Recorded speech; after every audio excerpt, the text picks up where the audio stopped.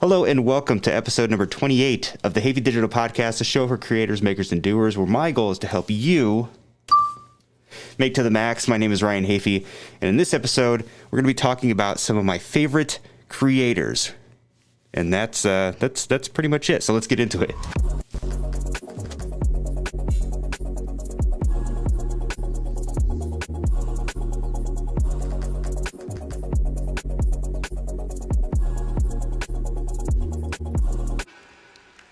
Hello, and everyone, welcome to the show. Thanks for being here. Happy Father's Day to all the amazing fathers out there. By the way, this mask here, I'll give a little close up there. This is from a company called Immortal Masks. At some point along the way, I found them on Instagram, followed them, and when all this, the pandemic and all the mask wearing began, they started selling these based on, I believe, based on a lot of their mask designs. And they've got a whole bunch of different designs on their website. I believe it's just immortalmasks.com if I'm not mistaken. This one I thought was pretty cool, so I bought it. And I wear it every now and then, and I get interesting looks when we're out and about, and it's fun. So anyway, first of all, beverage of the week, by the way. Today it's called Ginger Peach, and it's by Good and Gather.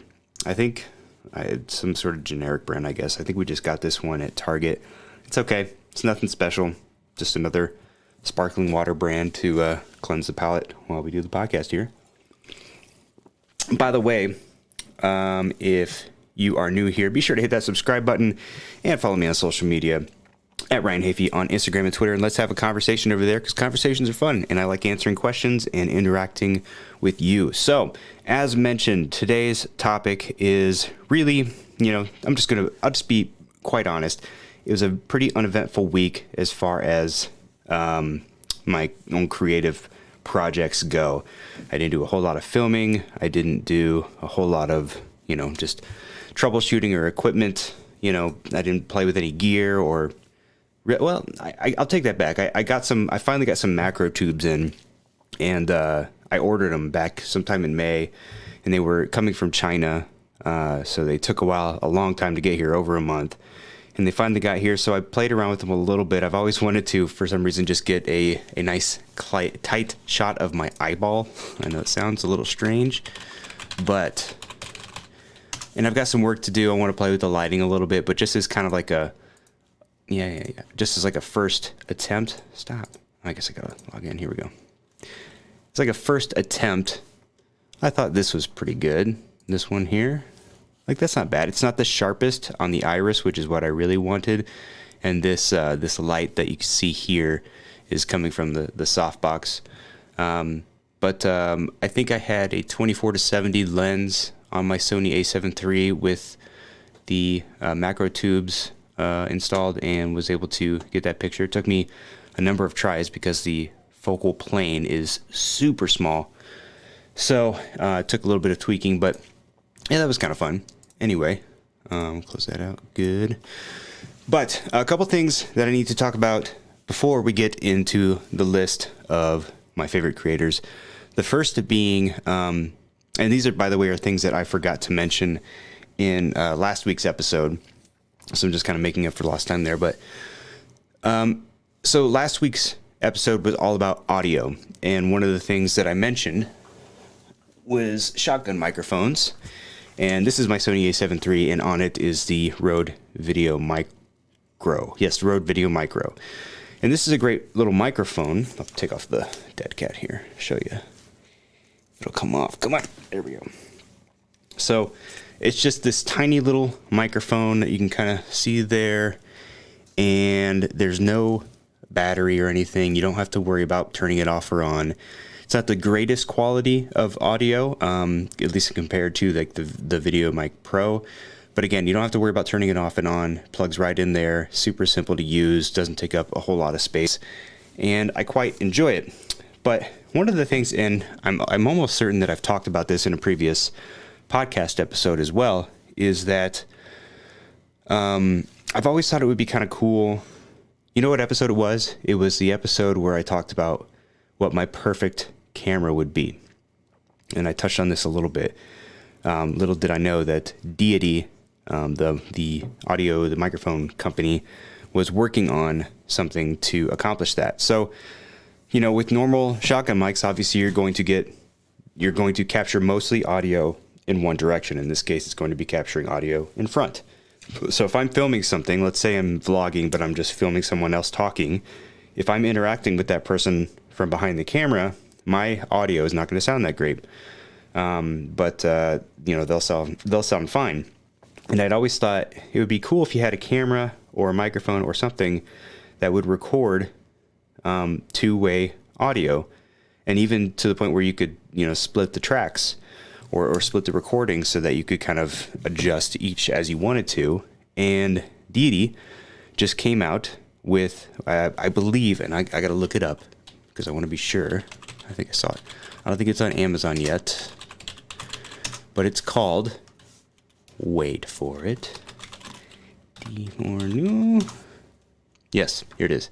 It is the Deity Microphones V-Mic D4 Duo. Let me give you the screen here. Dual capsule micro camera mount shotgun microphone. I feel like they could have shortened that name a little bit, but that's what it is. And what's cool about it is it does just what I was talking about, where it offers two-way audio. So it has a microphone on the front and on the back, and I believe you can even toggle one or both microphones on and off. And I also believe that it will separate the audio tracks for you, or record two separate tracks, if I'm not mistaken. I saw a short video on it.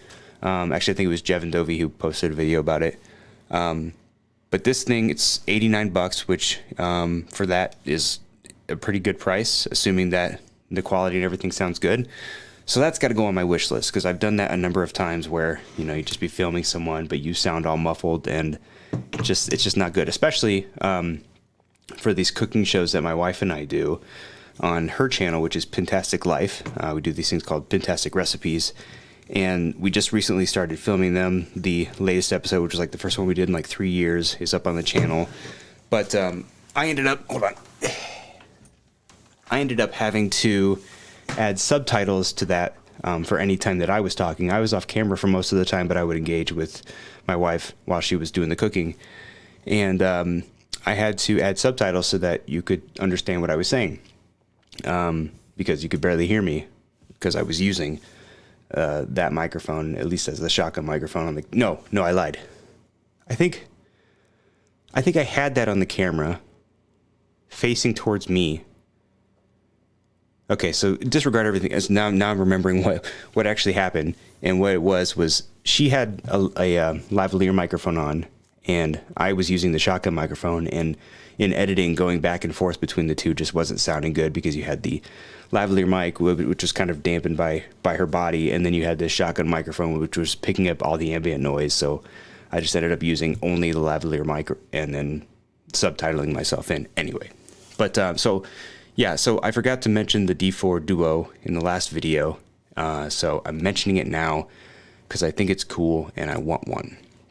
So that's that. The other thing is, something that I introduced last week that I didn't follow through with, was the sound of the week. So what I'm starting to do in the introduction, when you hear me say, show for creators, makers, and doers, my goal is to help you make to the max, that sound, if I can remember to do it, is going to change each week. And that sound is going to be something camera related, a sound that you would hear made from a piece of gear, or whatever, just a lens, maybe the sound of putting a lens cap on, just random sounds that you might hear coming from your camera gear, whether it be beeps and things like that. So I introduced it last week in the introduction and said that I would reveal what that sound was at the end of the episode, and I forgot to do that. So I'm just going to reveal what that sound is now, and then we'll just say that this is the first episode of it, and then we will continue it in the next episode. So one more time, that sound effect is, and that sound is very familiar to you if you fly DJI Mavic drones. So I have the DJI Mavic 2 Pro, and there are a number of different dings and beeps that you'll hear when you are using the remote control, and that ding and that beep, whatever you want to call it, comes from that. So that is the very first, the inaugural sound effect of the sound of the week. So there you go. One other thing that I wanted to touch on, because I know that it impacts me as a Sony user, and I assume that some people out there may be Sony users, and that is that Sony is they announced some recalls for some of their SD cards. And this is probably going to be difficult to show. I have to really zoom in here. But so this, by the way, is and I think there's one other type of card. Wow, look at that color grade coming through on my calluses. Ooh, I don't like that. I got to fix that. Anywho, so this is this type of card, and I believe one other type, which I've forgotten off the top of my head. But if you do a quick Google search for Sony SD card recall, you'll find it. But not all of these types of cards are affected. But if you happen to have one where on the back, and it's going to be real hard to see this, down at the bottom there, you see a series of numbers, and it says TV, or at least it starts with TV. And then, so if it starts with TV, it's going to be one of the cards that is affected, and you'll want to contact Sony so that you can get a replacement. If you look on the back and it says, hold on, shows you how much I prepared for this. Uh-oh, where'd it go? There it is. To the contrary, if you look on the back of the card and it starts with TR, which again is probably very difficult to see there, or if you see a little asterisk, which is right there, then you have a card that is good to go. You don't need to send it back. It has not been affected. So look for a card. If you have those particular types of cards, look for one that either says TV or does not have an asterisk on the back. And if that's the case, get a hold of Sony and get you a new one. Something about corrupt, may corrupt the data, and that's never a good thing. So look into that. So with that said, I want to get into my list of my favorite creators. And hold on, I got to take off this thing because, as I've mentioned plenty of times, it gets awful hot in here, and that thing is making my neck quite warm. So we got to take it off. But so my list of creators, what I was originally going to do was do like a top 5, my top 5 favorite creators, and then go into just some, what I like about them, the type of content they create, and do a little bit more of a deeper dive. And then I realized that coming up with a list of my 5 favorites is incredibly difficult, because there's a lot of them that I watch consistently and that I'm a big fan of. So this list is going to be mostly YouTube creators with a couple deviations. And it's not going to be only creators that are involved or that, create content around the things that I enjoy. It could be, a lot of them are going to be, gear or video production or photography related. But there are also some others in there that they're artists, musicians, just some that are in there for entertainment value, education. There's a lot. And so we'll see how far we get in this episode. Maybe I'll split this into 2 because the list is somewhat kind of long. And what I wanted to do is just start by, I'll read them off, type them into YouTube or wherever they come from or wherever their content usually lives. And then we can kind of explore them for a minute or 2. So this list is in no particular order. I didn't categorize them by video versus entertainment versus education, whatever. We're just going to kind of go down the list and talk about them as we go. But before we do, let's get another sip of our tasty beverage. Okay, so with that, let's pop on the screen here. And the first one on the list, which I did have queued up because it's not in YouTube, and I've mentioned him before, is Beeple. Beeple_crap on Instagram. He's got a Facebook page. I think he's got Twitter as well, but most people know his work from Twitter. Now, this is not going to be for everyone. Clearly, it's very dystopian artwork that he does. Yeah. and it's very dark, and it's obviously very politically driven, which I'm not a very political guy, but just kind of good to know that. But it doesn't take much to look at these and kind of understand what they're referencing. You know, the coronavirus there, George Floyd, like Black Lives Matter there. Let's see. Pikachu. He's got some, this one is Elon Musk with his, it's supposed to be like a reference to his child with that crazy name that they gave it. But not only is all of this artwork that he does incredible, like just artistically, regardless of what you think of it as far as its content, he does one of these every single day. And I think that's what is most impressive about it. Each and every one of these was done brand new on a new day, which is just mind blowing that he can, like, some of these just have so much incredible detail in them that, you know, it's hard to imagine that anyone could do something like that over the course of, you know, let's say if you're awake for 16 hours, let alone doing it every single day he's done it for many, many years.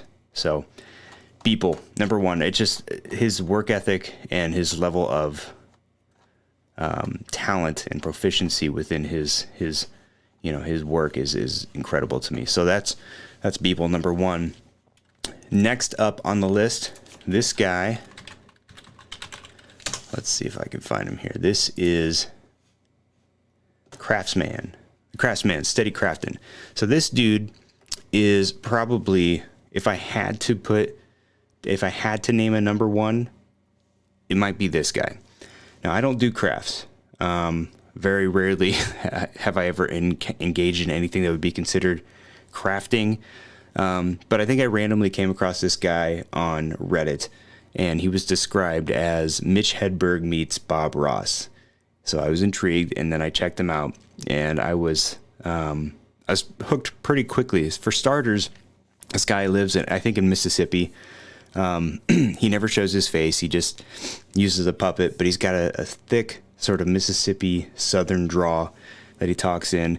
Very relaxing to listen to, but also sort of his videos, as I've talked about before with making your own music, he's one of these people that makes his own music for his videos, at least for the most part that I can tell. And he makes all these very interesting looking crafts, and he presents it in a way that's very fun to watch, even if you don't like to craft. And his videos are so unique to him.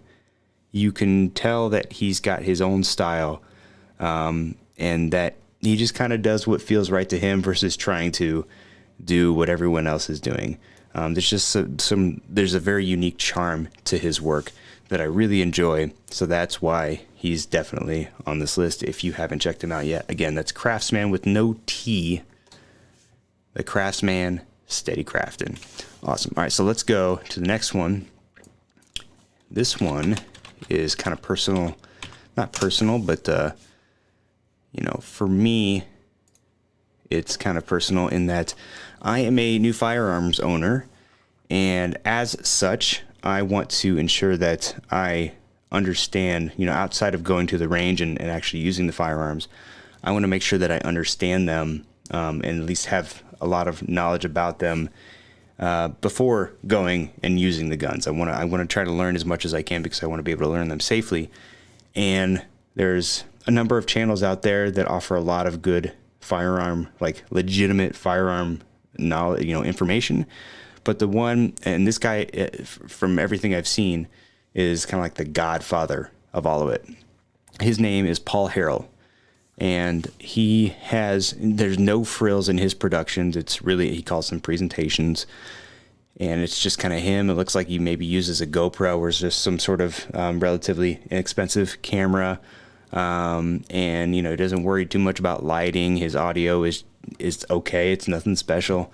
But he gives you so much good information, even in some of his longer form videos. And occasionally he'll throw in some dry humor to make it entertaining. But he's one of these guys that gives you so much quality information up front and throughout the entire video that even if it's a video not related to any of the firearms that I own, I still find myself watching all the way through. And that just goes to show you too that if you're concerned about quality, quality isn't always necessarily the factor that's going to determine whether or not people are going to actually watch your content. But if you're into firearms at all, or if you're new to them, or if you're just looking to improve your knowledge on them, definitely just search Paul Harrell, with the name of whatever firearm you own, and you'll likely find some very helpful information. Anyway, moving on. Next, this is another guy that I've talked a little bit about recently, and he is coming up big time in the music space, and that's Jacob Collier. He's like a 25, 26-year-old guy from over in England or UK area, not exactly sure. But this dude, he's one of these, he's an incredible music composer, but also he actually shares his process. So he'll take you through and he'll show you his Logic sessions. He'll show you all the things that he does to make his tracks. He made his latest track is called All I Need, and I think he showed off his Logic session for that, and it's something like 600, close to 650 tracks, and just the amount of layers that he puts into his music is super inspiring, and he's part of the reason why I've started to get into making my own music, and I'm just kind of looking at some of his techniques and trying to incorporate them where I can. Obviously, I have no intention of ever being at his level, but just kind of seeing some of the little things that he does. You can take little bits here and there and incorporate it into, I can incorporate that into the stuff that I'm doing. So definitely cool stuff there. Let's move on. And okay, good. So we can finally start getting into some of the video people and like video, photo, those types of genres. And as if it wasn't already obvious, one of the creators that I'm a big fan of is Gerald Undone. Actually got a chance to meet him at NAB last year, and very nice guy. Quite simply, if you are into camera gear and you like to nerd out about the specs and get really in-depth product reviews, Gerald's your guy. He goes super crazy in-depth, sometimes even beyond my comprehension. But regardless, you're going to get a wealth of knowledge in it. You can tell that he puts a lot of work into the videos that he makes, and his quality has increased substantially over time. So great one to subscribe to for all that nerdy goodness. And I say that with a lot of love because I'm into that stuff. Semi-related to that is Make Art Now. Next on the list, this guy's name is Josh Yo. Also got to meet him at NAB last year. Met him when I met Gerald. They were actually sitting down having a conversation. And this guy is just, I think he does a lot of real estate stuff, but like super high-end real estate video. And he's been making some really interesting and creative videos lately. He did a video, and I'm kind of I didn't participate in it as much. I realize now I probably should have checked that out a little bit more, but I didn't. But he did this video where it had a hidden message where he created this special LUT, and within the video, if you found it was like a riddle. If you found the answer to the riddle, you could download this LUT for free, if I'm remembering it correctly. Or if you didn't find it, you could buy it for like $35,000 or something crazy like that. So it was kind of a little cool interactive piece that he did. But just all of his videos are really interesting to watch, and just the way that he puts them together is really cool. So Make Art Now, Josh Yo, check him out. Next up, a couple other creators that I was fortunate to meet, and let's see. There we go. So Jevin Dovey is next on the list. Jevin Dovey was one of the hosts of the retreat, the creative retreat that I did back in December with a small group of creators, along with him and Levi Allen, who Levi Allen's next on the list. actually. But Jevin, he does a lot of tutorial content. He started as like a travel filmmaker, and does a lot more of the tutorials type content now. A lot of, how to grow your subscribers on Instagram, and a lot of camera gear and things like that. But what kind of really drew me into his stuff is that having that opportunity to talk to him and pick his brain a little bit. Jevin, he's a wizard with just analytics and YouTube and sort of optimizing it. He's really taken the time to figure out YouTube and to really optimize it. And he has courses and videos that show you the tools and the numbers to look for, what they need. So if that's your goal, is optimizing your channel, go check him out, subscribe to him, look at some of his courses, because you see those scam courses that are just like, oh yeah, buy my course and learn absolutely nothing. You'll get a lot of good information from his stuff. So check him out. Next up, again, as mentioned, Levi Allen. Levi Allen is I scared myself because I don't think you can hear that. Hold on, let me see. Yeah, no. So every time I come to these channels and they have a channel trailer, I hear it in my headphones, but it's not being sent to OBS. So I get a little bit startled sometimes. But anyway, Levi Allen is an adventure filmmaker. He was also one of the hosts at the retreat back in December. And the cool thing about that retreat, again, as I've mentioned before, is that you had sort of a yin and yang between Jevin and Levi, whereas Jevin is really interested in creating content and optimizing it to be viewed by the most people and to gain the most audience. Levi is all about storytelling. And of course, he uses some of those techniques too, to get eyeballs on his content as well. But for him, story comes first. So you got analytics and that side of it, and then you got the storytelling on the other side of it, and it all came together. I originally learned about Levi when he made a series of videos where he was trying to go on a run with Casey Neistat and pulled it off, which is, you get a lot of creators out there like, oh, I'm going to go meet Casey Neistat, whatever. And not a lot of them get a chance to actually, meet the guy, let alone go on a run with him. So he was able to do that. And then I just got kind of drawn into his content. He made this a slackline documentary, which is kind of one of his more popular videos. He did a van life series recently where he was traveling around with his wife, and just really cool stuff. So he knows what he's talking about. He's a great filmmaker. Go check him out. Next up, let's throw a female into the mix here. Atola Visuals. So, I don't think it's any shock to anyone that the kind of the video production, the camera space, primarily, generally speaking, is male dominant. But Kitty from Atola Visuals is also in that space. And as you can tell by the way that she interacts with a lot of the others on, just social media, she's obviously well respected, and it shows just in her content.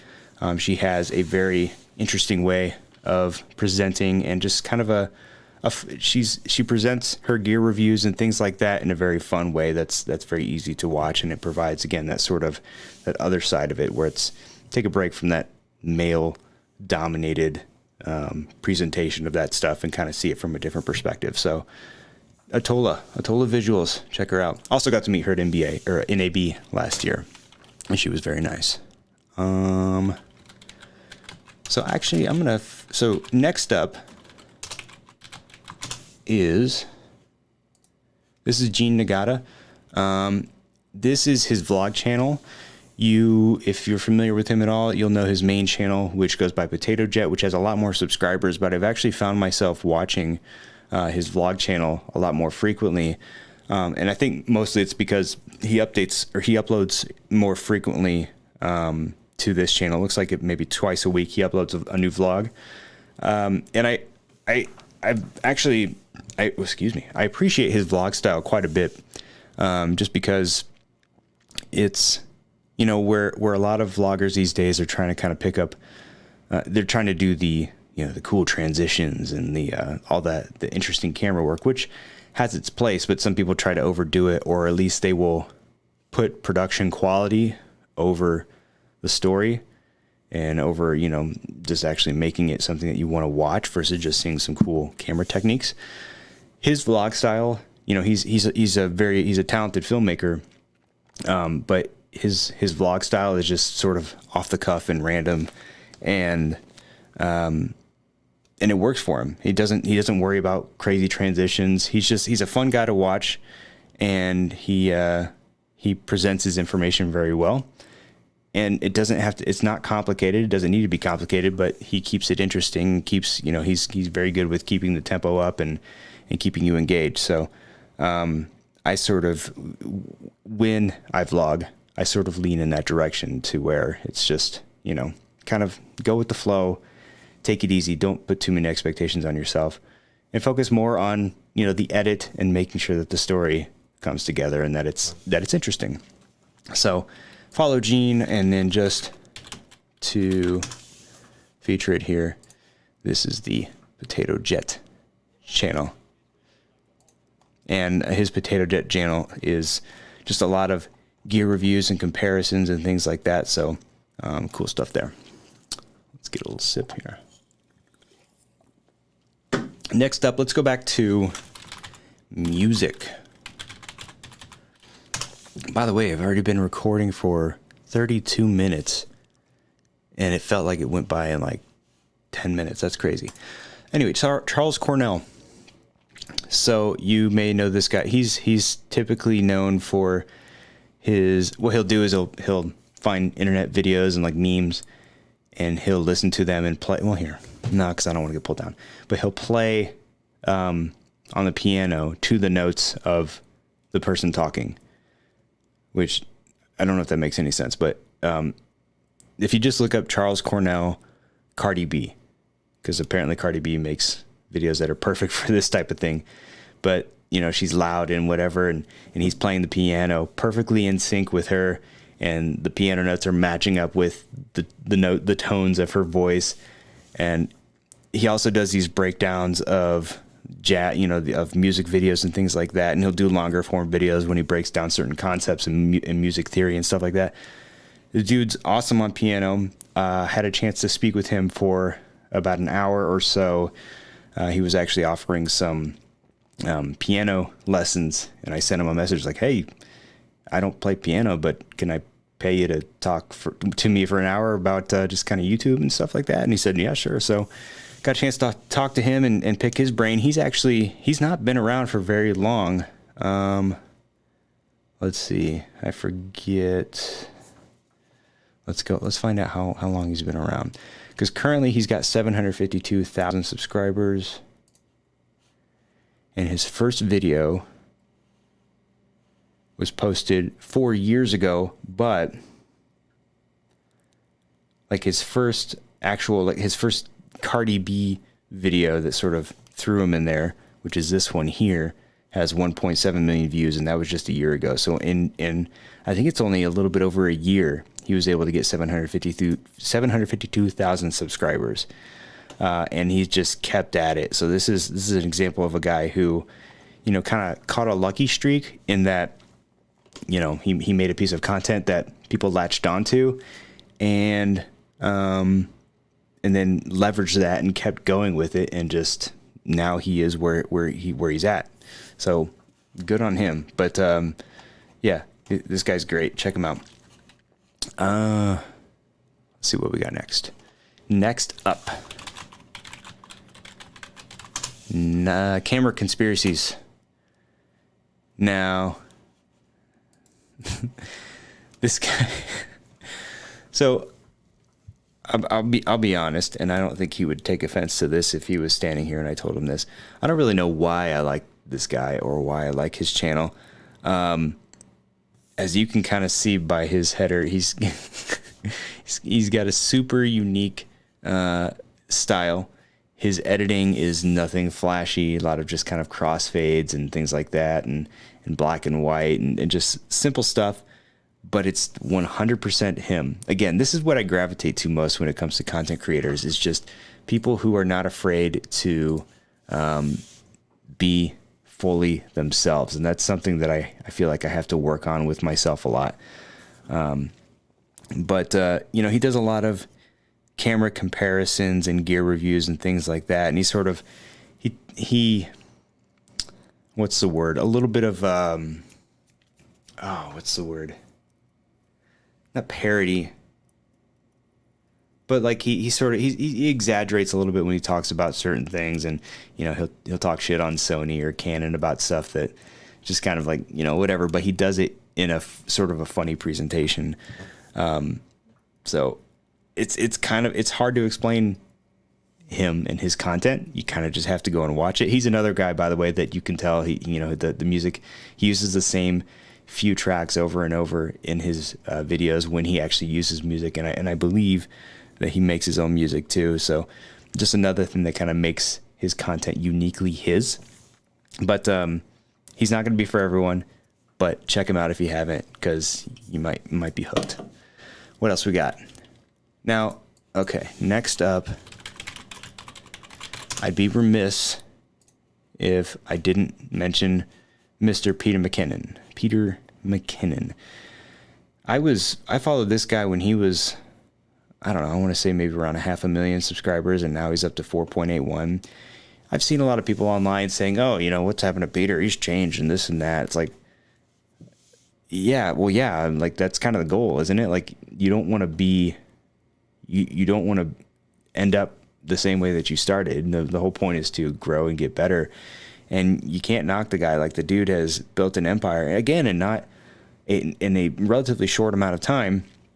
And the quality of his content has clearly improved, and he's earned everything that's come to him, just through hard work and experimentation and doing all the stuff that he does. So if for whatever reason you're not familiar with Peter McKinnon, he does tons of gear stuff. He's doing more filmmaking lately, and a lot of quick tip videos and things like that.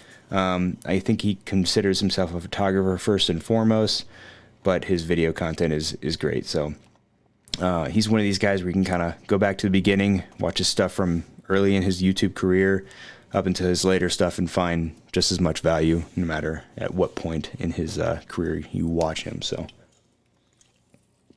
check him out. Where are we at here? Just looking at my list. Yeah, we're going to have to cut this one into a couple different episodes. So I'm going to go through 2 more, and then we're going to save the rest for next week. We'll make this a 2-part video. Next up is...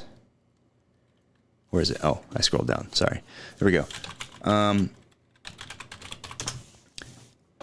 Now, there was a time... sometime last year, 368, which is Casey Neistat's business out of New York. It's pretty famous, the building. A lot of people will go there and try to get in or take pictures and things like that. Well, I happened to be in New York once when they were doing a pop-up with David Dobrik. And I went there and saw how many just young girls that were dressed as if they were going to meet David and marry him or something. I don't know, but that's how they all appeared to look when I got there, and realized that. And by the way, the lines were around multiple blocks. So I said, yeah, there's no chance that I'm even getting anywhere close. So I just kind of took some pictures from afar, and then I went home. But I say that just to say that, I may not be David Dobrik's key within his key demographic, but if you've never watched a David Dobrik vlog, you definitely should. And by the way, he hasn't made a lot of content lately, just since the pandemic started. He used to do it, I want to say like once a week at least, and they're all 4 minutes and 20 seconds long, which is kind of funny. But the way that he edits his content is, it's brilliant. I mean, it's just constant, there's no lapse in entertainment value. It's very high energy, lots of just laughter throughout, and the pace is incredible. And, the way, and even if he stages things, nothing looks staged. It all just seems like him and his friends having a good time, and they do all these interesting things and science, experiments and, just crazy stuff, but it's all really cool. So David Dobrik, interesting guy.